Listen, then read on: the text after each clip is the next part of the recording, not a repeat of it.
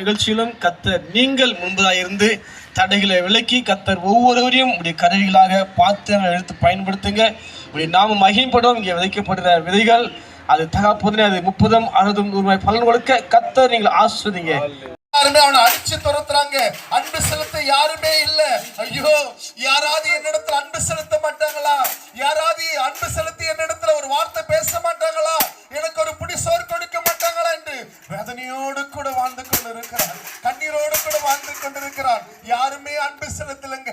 எல்லாருமே அடிச்சு துரத்துறாங்க. அவன் மேல் பயங்கரமாய் நாத்தடிக்குது. அவனுக்கு குஷ்டம் வந்துடுச்சுன்னு எல்லாருமே அடிச்சு துரத்துறாங்க. பெத்தெடுத்த தாய், தகப்பனார், அண்ணன், தம்பி, அக்கா, தங்கச்சி, உறவினர்கள், கிராம மக்கள் எல்லாரும் அடிச்சு துரத்துறாங்க. புறக்கணிக்கப்பட்ட ஒரு சூழ்நிலை, புறக்கணிக்கப்பட்ட ஒரு வேதனையான வாழ்க்கை. அவனுக்கு கண்ணீரும் வேதனையும் தான் மிஞ்சினதா இருக்கிறது. ஐயோ, இந்த உலகத்துல நான் எப்படி வாழ போறேன் தெரியலையே என்று வேதனையோடு கூட வாழ்ந்து கொண்டிருக்கிறான். அவனும் மனுஷன் தானே, அவனுக்கும் இருதயம் இருக்கிறது அல்லவா? யாராவது என்னிடத்துல அன்பாய் ஒரு வார்த்தை பேச மாட்டாங்களா? ஒரு பிடி சோறு கொடுக்க மாட்டாங்களா என்று வேதனையோடு கொடுத்த நாட்களை கழித்து கொண்டிருக்கிறான். ஆனால் ஒரு நாள் என் இயேசு அந்த பட்டணத்தின் வழியாய் வருகிறார். என் இயேசு அந்த பட்டணத்தின் வழியாய் அநேக ஜனங்களை சுகமாக்குகிற தெய்வமாய், அநேக ஜனங்களுடைய வாழ்க்கையில சமாதானம் கொடுக்கிற தெய்வமாய் பார்க்கிற ஜனங்களை எல்லாம் இயேசு சுகமாக்குகிறவராய் கூட அந்த பட்டணத்தின் வழியாய் என் ஆண்டவராகிய இயேசு கிறிஸ்து வந்து கொண்டிருக்கிறார். எல்லா ஜனங்களுடைய வாழ்க்கையிலும் இயேசு சமாதானம் கொடுக்கிறவராய், எல்லா ஜனத்திற்கும் விடுதலை கொடுக்கிறவராய் இயேசு அந்த பட்டணத்தின் வழியாய் வந்து கொண்டிருக்கிறார். அநேக வியாதியஸ்தர்களை கொண்டு வந்து இயேசுவின் இடத்துல சுகம் பெற்று போகிறது. அன்றைக்கு இயேசு அந்த பட்டணத்தின் வழியாய் வந்து கொண்டிருக்கிறார். அந்த குஷ்டரோகிக்கு தெரியுதுங்க, யார் இடத்துல போனா நமக்கு சுகம் கிடைக்கும். நம்மளாம் நினைச்சிருப்போம், மாமா இடத்துல போனா எனக்கு சமாதானம் கிடைக்கும், எங்க அப்பா இடத்துல போனா எனக்கு சமாதானம் கிடைக்கும். ஆனா அந்த குஷ்டரோகி பாருங்க, யார் இடத்துல போலங்க, சொந்தக்கார இடத்துல போல, எல்லாராலும் புறக்கணிக்கப்பட்டவனாய் இருந்தான்.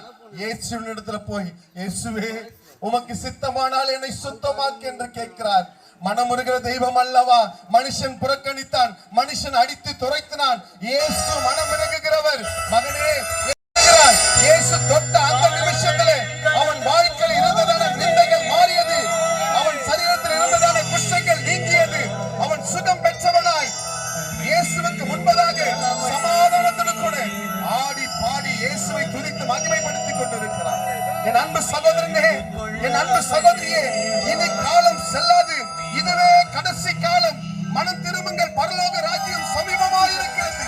என் ஆண்டவராகிய இயேசு கிறிஸ்துவின் வருகை சமீபமாக இருக்கிறபடியால் இன்றைக்கு அந்த இயேசு கிறிஸ்துவை உங்கள் சொந்த இரட்சகராக, உங்கள் சொந்த தெய்வமாக நீங்கள் ஏற்றுக்கொள்வீர்களானால் குஷ்டரோகிக்கு கிடைத்த அந்த சமாதானம், குஷ்டரோகிக்கு கிடைத்த அந்த சுகம், அந்த விடுதலை இயேசு உங்களுக்கும் நமக்கும் இயேசு கொடுக்க பாருங்க.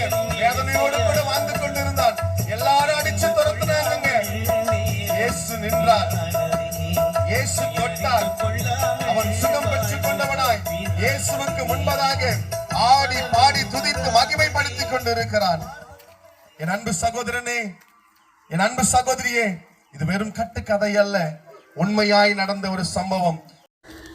சோத்திரம் சோத்திரம் சோத்திரம் அப்பா. இதோ என் தகப்பனே, இந்த அப்பா இந்த கிராமத்தை எங்களை கொண்டு நமக்கு நன்றி தெரிவிக்கிறோம். இந்த வேலையில் என் தகப்பனே ஒவ்வொருத்தரும் என் தகப்பனை நடத்தின அந்த விதங்களுக்காக நமக்கு நன்றி தெரிவிக்கிறோம், சோத்திரம் தெரிவிக்கிறோம் அப்பா. நடத்தின அந்த விதங்கள் வீணா போகாத படிக்க என் தகப்பனை இந்த கிராமத்தில் இருக்கிற ஜனங்களுக்கு தொட முடியாத நாங்கள் செபிக்கிறோம் அப்பா. ஏனால் என் தகப்பனை சத்தியத்தை அறியுங்கள், சத்தியங்களை விடுவிக்கும் சொன்னபடி என் தகப்பனை இங்கே இருக்கிற ஒவ்வொருத்தரும் என் தகப்பனை உங்களை அறிஞ்சிருக்கிறோம் இருக்கிறாங்க, அவங்க அறியாமல் இருக்கிறவங்க இருக்காங்க என் தகப்பனே. அவங்களை அறிய நீங்கள் உதவி செய்யுங்கப்பா. அவங்க தொட முடியாத நாங்கள் செபிக்கிறோம் அப்பா. உங்களோட வார்த்தைகளை அனுப்பி நீங்கள் குணமாக்குறேன் தேவனையா அப்பா. ஒவ்வொருத்தரும் இந்த கிராமத்தில் நீங்கள் ரட்சிப்புகளை கொண்டு வர நீங்கள் உதவி செய்யுங்கப்பா.